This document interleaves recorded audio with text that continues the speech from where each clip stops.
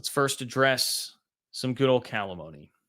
Calimony. I really do love of all the like witty phrases that we've been able to put together here through conference realignment. I think I think calimony is toward the top, and I don't know if John Wilner gets the full credit for that. But I saw him using it quite a bit. Anyway, you guys know UCLA headed to the Big Ten, right? Cal is a part of the same university system, California Board of Regents.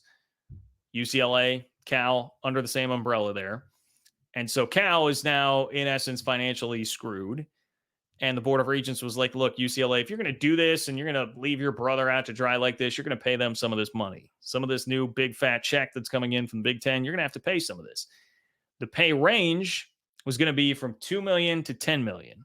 That's what they were going to try and decide. And after watching the ACC finances come through and see, oh boy, this is what Cal's going to make in the ACC. That is not much.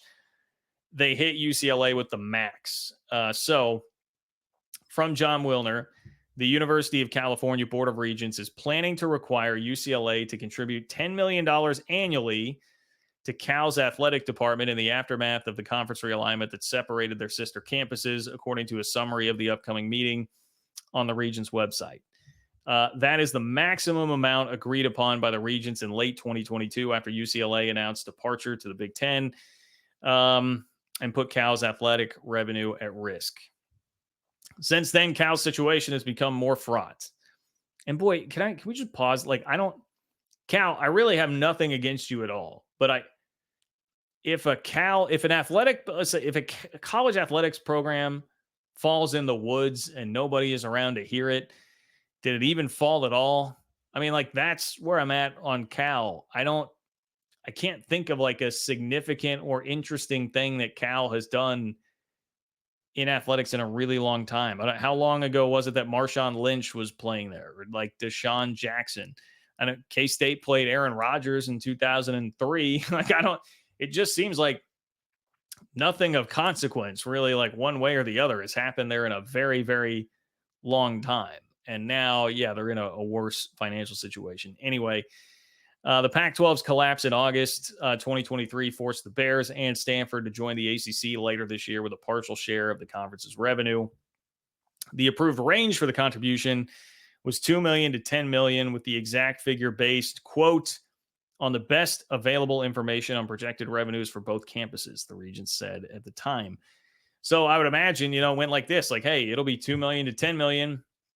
We'll figure it out at the time we're going to make an official ruling on this, like try and get a better gauge for what the finances are going to look like. At that time, Cal was still in the Pac-12. It wasn't like the Pac-12 was dead at that point. So they're like, hey, we'll see how this shakes out. We'll see what the TV deal is going to be like. We know how it went. Pac-12 imploded.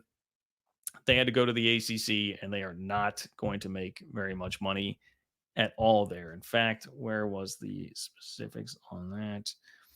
At 30%, yeah, they're getting a 30% share of the ACC money. So at 30% shares, the Bay Area school will likely receive approximately $8 million to $10 million from the ACC's Tier 1 media deal with ESPN. Ouch, man. I mean, so they're taking like a 66% cut there. That's big. The Bruins will be required to support Cal through the 2029-30 academic year when the Big Ten's media rights agreement expires. So in other words, if you want like a total price tag on this is what UCLA will have to pay, what they're going to have to send to Berkeley. It's going to be $60 million. That is a 6-0, not a 1-6. $60 million going from UCLA to Cal. That is a hefty price tag. And look, I joked about George Kliavkoff at the beginning of this, that he was making such a hard push for a while there to try and get the Regents to push UCLA back into the Pac-12. And a part of his case was, hey, it's actually going to be worse for you guys financially because you'll have to pay travel costs and then you're going to have to pay Cal. You're not going to come out ahead here. I mean, that was obviously a ridiculous talking point that even John Wilner shot down, but it's going to be a significant financial strain on them. Instead of making $65 million, they're going to have to pay a lot in travel costs to get everybody around, a lot of extra money there. I don't know what that winds up being. Is it an extra $5 million, $3 to $5 million a year, perhaps. I don't know. But now you've got 10 on top of that you're going to have to pay there. So it's basically like taking a reduced Big Ten share, even though you're not. And UCLA has not exactly been in the best financial position themselves. And obviously has plenty of issues in being competitive, certainly in football right now. So this issue, again, not totally official. It needs to be voted on, but the issue is labeled as an action item during an open session, meaning a vote is expected to occur. And I believe that meeting is on Tuesday, on the 14th. So UCLA will be a full share member of the Big Ten when it enters the conference on August 2nd. The Bruins are expected to receive approximately $65 million on average for the first 6 years of the Big Ten's TV deal. The $10 million contribution headed to Berkeley comes in addition to the increased travel costs. Okay, so we've talked about this. Except, wow, it says UCLA has estimated that the travel costs could be approximately $10 million more than it was spending on travel in the Pac-12. So, okay. George Kliavkoff, man, I hear him in my ear, like on my shoulder, like, bro, I told you. So that'd be $20 million. So it'd be like making $45 million a year, which is still significantly more than that Pac-12 TV deal is going to be. George, okay, let's just chill out. But fair point, and that is a lot of money that UCLA is going to have to foot the bill for here. Wilner says, put another way, the Bruins will enter the Big Ten with financial constraints that many of their peers in the 18-team conference won't experience. Meanwhile, Cal and Stanford will receive approximately 30% shares of the ACC's media rights before their shares ladder up to 100% in year 10.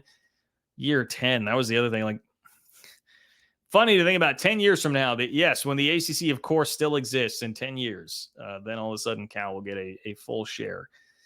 The executive summary includes this recommendation, quote, that the regents authorize the transfer of $10 million a year from UCLA to the Berkeley campus from 2024-25 through 2029-30, the term of UCLA's existing Big Ten conference contracts. In the event that there is a significant change in revenues and or expenses for either campus exceeding 10% over 2024-2025 assumptions, UCLA's contribution commitment will return to the regents for further eval and potential action. So I guess, bottom line there, that's like we talk about look-ins with the college football playoff contract, for instance, the upcoming ESPN ACC contract.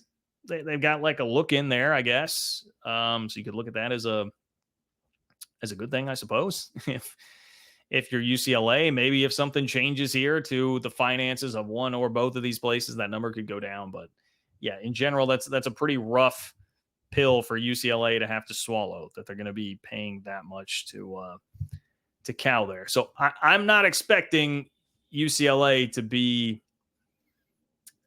much more competitive here in the near future in football. They're going into a bear of a Big Ten conference now that is totally fully loaded, and they're going to be doing so with like one hand tied behind their back with the financial constraints that they have.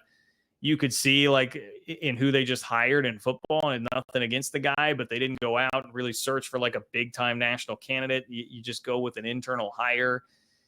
That to me kind of spoke to the financial situation that they are in here right now. So rough times for the Bruins, rough times for